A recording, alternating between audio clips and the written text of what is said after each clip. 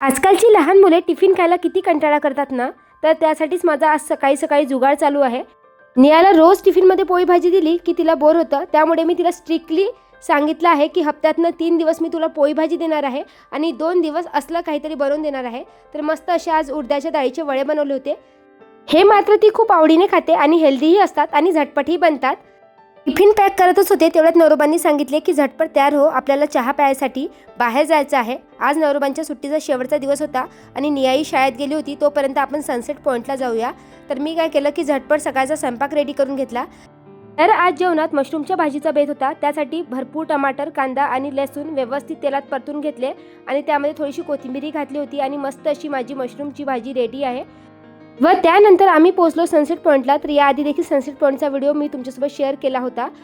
तर इथे स्पेशली उन्हात बसायसाठी त्याचबरोबर चहा घ्यायसाठी आम्ही आलेलो होतो.